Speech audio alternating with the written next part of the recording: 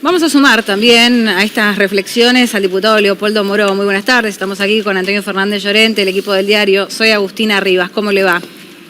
¿Qué tal, Agustina? ¿Qué tal, Gallego? Un saludo a todos. Diputado, quiero preguntarle en primera instancia qué le pareció, qué reflexión tuvo cuando leyó por primera vez este comunicado, ¿no?, que emiten desde el PRO. Yo creo que el odio que los envuelve, los enceguece y ya no tienen límites para tirar piedras. Una oposición es razonable acá, en cualquier lugar del mundo, que cuestione políticas gubernamentales, para eso es oposición, que proponga alternativas diferentes a las que desarrolla un gobierno, pero no estamos en presencia de una oposición racional, todo lo contrario, es una oposición absolutamente irracional. Para graficarlo en una fotografía, se parecen a esos locos que asaltaron el Capitolio hace un tiempo atrás. Es decir, no tienen objetivos, solo están para dañar. Lo hicieron con la campaña sanitaria, pusieron todo su esfuerzo en tratar de que esa campaña sanitaria fracasara. Creían que a mayor cantidad de muertos iban a obtener mayor consenso o mayor cantidad de votos, y por eso pusieron no solamente palos en la rueda, sino que generaron la ficción de que las vacunas eran un veneno o que las vacunas no llegaban. Esa batalla la perdieron porque cuando la realidad es más fuerte que la ficción, desplaza a la ficción. Y hoy hay 40 millones de argentinos que tienen el brazo pinchado por una o dos vacunas. Y entonces siguieron por ese rumbo, además porque en buena medida los influyen los grandes medios de comunicación, que ya no son solamente operadores políticos, sino que son operadores económicos. La furia que ha desatado Clarín no tiene que ver porque están preocupados por el curso de la República o porque tienen preocupación en el sentido de que la economía se deteriore. Sí, sencillamente están en una guerra porque el gobierno decidió declarar servicio público la prestación de internet, televisión de cable, televisión fija o de aire, telefonía fija, telefonía móvil. ¿Y qué significaba eso? Que le ponía un tope a las tarifas que esta gente quiere cobrar, aprovechando su posición monopólica, saqueando, casi como hacía el macrismo antes, con las tarifas de los servicios públicos, de electricidad y gas, el bolsillo de los argentinos. Esa es la razón de esta oposición furiosa de Clarín, La Nación, que el PRO, Cambiemos, Juntos, o como se denomina a esta altura, sigue. Y bueno, y en este caso también, es decir, ellos no han tomado en consideración la soberanía de la Argentina. Ustedes recuerden a Patricia Bullrich diciendo de que había que cambiar las vacunas de Pfizer por las Islas Malvinas. Bueno, y ahora toman esta posición, no tomando en cuenta que en Naciones Unidas ya hay una definición sobre esto, poniéndose del lado de Chile, pero también se ponen del lado de los acreedores de la Argentina. Este es un país insólito. Los que nos endeudaron, es decir, los que prendieron fuego la casa, cuando vienen los bomberos, empiezan a cortarle la manguera para que no salga el agua y no podamos apagar el incendio. Y eso también tiene que ver con intereses económicos. Clarín siempre tuvo en los últimos años, en las últimas décadas, como socios a los acreedores de la Argentina. Si no era uno, era el otro, pero siempre tienen un socio que tiene bonos de la deuda argentina. Entonces, ¿de qué lado se ponen? Del lado de los acreedores de la Argentina. Y hacen argumentos en defensa de los acreedores o en defensa del Fondo Monetario Internacional y no en defensa de los que tenemos que venir a pagar las deudas que ellos contrajeron. Entonces, eso es lo que está pasando en la Argentina. Es muy lamentable, porque lo ideal sería tener una fuerza política opositora, autónoma, que no esté dependiendo de estos intereses económicos y que haga las críticas razonables y también busque las coincidencias que afirmen un proyecto de nación. Pero a ellos no les importa un proyecto de nación. Ahora, a mí esto no me preocupa, yo creo que esto es un gran ruido.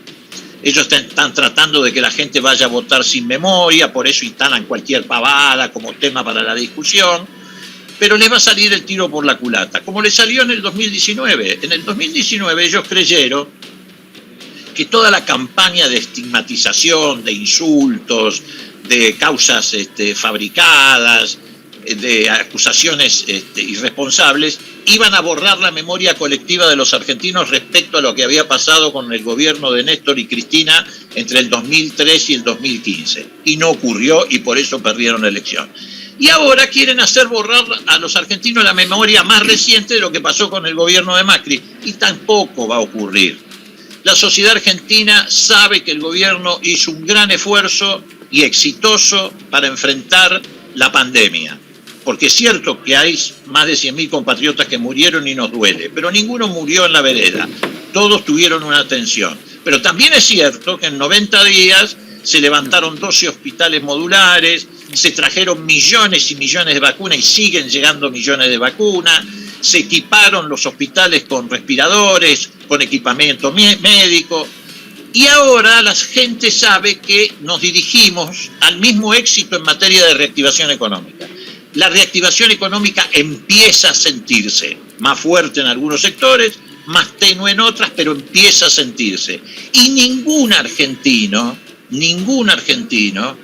quiere que le vaya mal al gobierno, porque sabe que el Frente de Todos es la única fuerza política que puede reactivar la economía argentina. ¿Qué empresario, qué trabajador se le puede ocurrir que va a poner en marcha la construcción, como está ocurriendo en todo el país, no solo por la inversión pública, sino por inversión privada, claro, que está favorecida por el desdoblamiento del tipo de cambio y está invirtiendo en la construcción?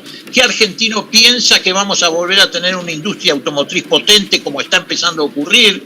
¿Qué argentino piensa que va a haber una industria pujante como la de las maquinarias agrícolas en manos de Cambiemos? ¿O que vamos a volver a un desarrollo científico-tecnológico? Ninguno. Entonces los argentinos no se van a suicidar, no van a cortar el tallo de una flor que hubo que regarla con mucho esfuerzo antes que dé su fruto. Por lo tanto, todo lo que están haciendo no va a tener ningún resultado. Ahora, el único resultado que sí va a tener es que van a sembrar odio, y van a sembrar veneno, y van a sembrar violencia verbal que a veces se traduce en violencia física. Ahora, me parece a mí también, Leopoldo, ¿cómo te va? Buenas tardes. Que la sociedad tiene que poner un límite a todo esto. O sea, no vale todo. No cualquiera puede decir cualquier cosa de cualquiera, porque entonces estamos en una guerra. O sea, se va a buscar el peor final, que es, como decís vos, la violencia y que nos enfrentemos los argentinos entre nosotros, que es un disparate. Bueno, pero también ya lo hemos vivido hace poco tiempo atrás y los argentinos impusieron el amor por sobre el odio. Hay momentos en los que estas voces parecen más fuertes que en otros momentos. Un liberalismo extremo, como el de Milei y compañía, se transforma en fascismo. Los liberales, cuando se asustan, se transforman en fascistas. Por eso estamos frente a un liberalismo de lo más extraño, porque es un liberalismo autoritario. Son liberales en lo económico, pero autoritarios en lo político. Y bueno, hay circunstancias que favorecen esta prédica, porque paradójicamente vos fijate que el fracaso estrepitoso precisamente de las economías neoliberales en casi todo el continente latinoamericano y también incluso en países de Europa, es lo que ha provocado la indignación de los pueblos. A eso sumar, en el caso de la Argentina, una prédica sistemática, mordaz, constante, contra la política. Entonces se juntaron las dos cosas: insatisfacción por la crisis que provocó el modelo económico neoliberal y estigmatización de la política, que también es empujada por estos grupos económicos o mediáticos que quieren desplazar la política. ¿El resultado cuál es? Que los que aplicaron esas recetas terminan siendo víctimas de esas recetas. Ustedes mencionaban recién los insultos de Milei a Larreta. Ni a nosotros, que somos acérrimos competidores de Larreta, que no tenemos nada que ver con el macrismo, ni con Larreta, ni con Vidal, ni con los que llevaron al país a esta situación, se nos ocurriría decir los disparates que dijeron, los insultos que dijeron. Pero bueno, lo que pasa es que a veces ocurre esto. hay gente que termina siendo víctima de su propio remedio. No se puede estar 10 años aplaudiendo al Clarín cuando dice que somos todos corruptos, ladrones, que había plata escondida en la Patagonia, etcétera, etcétera, etcétera, que empujó un cambio de la política económica que te llevó al neoliberalismo de Macri y después salir indemnes. Entonces aparecen estos personajes que son hijos de ellos. Son hijos de esa política que fracasó en lo económico y de esa política de estigmatización, de insultos, de calumnias, de mentiras. Y bueno, dio este escenario, pero es pasajero.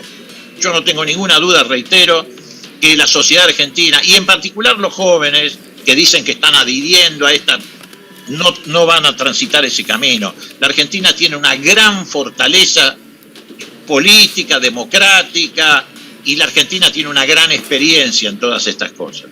Leopoldo, le mando un fuerte abrazo, gracias como siempre. Que les vaya muy bien. Un abrazo grande.